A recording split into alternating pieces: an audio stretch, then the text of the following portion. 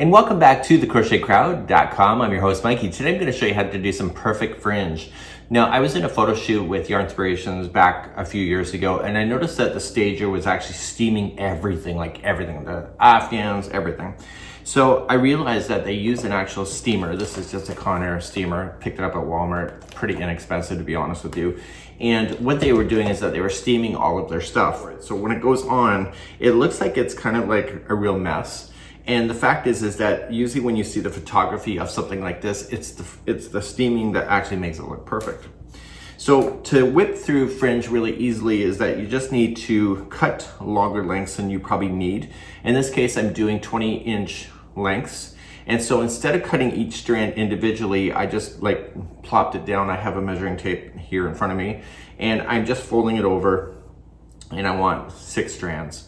So once I have 6 strands there, I can just safely cut it. But I'm not gonna cut the bottom loops open. I'm just gonna leave it, and I'm gonna fold it flat like this. And then I'm going to come in. Now, when you put on fringe, you should go from the back of the project to the forward. And that will pull that through. And just use a crochet hook. As soon as you get enough through, just use your fingers and pull. So what I'm doing is that I'm matching the colors down my particular item.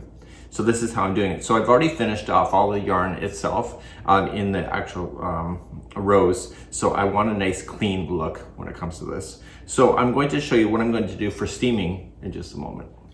Okay, so now I have just steamed one side here, so you can see that it's nice and straight. This is what it looks like when it's not steamed. So with the steamer, now that it's all heated up and ready to go, all I'm just going to do is that I'm going to take this and lay it down flat.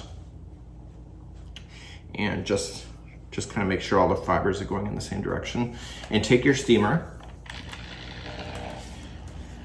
and just start at the top and work your way down.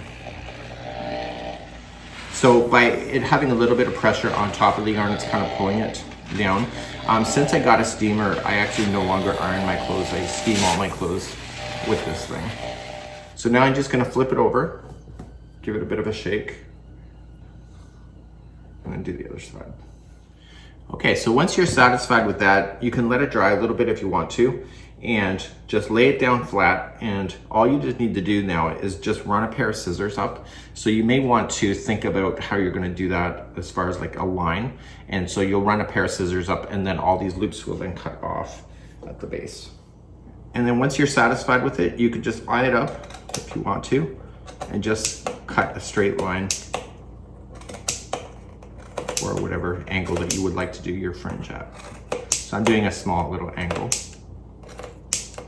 Okay, and now all you want to do, just straighten things out and just kind of eye it up, and to make sure that the fringe is pretty much close to the same.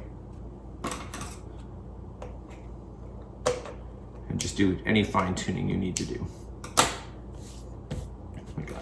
And if you're not sure, then you can always steam it again if you're not quite happy with it.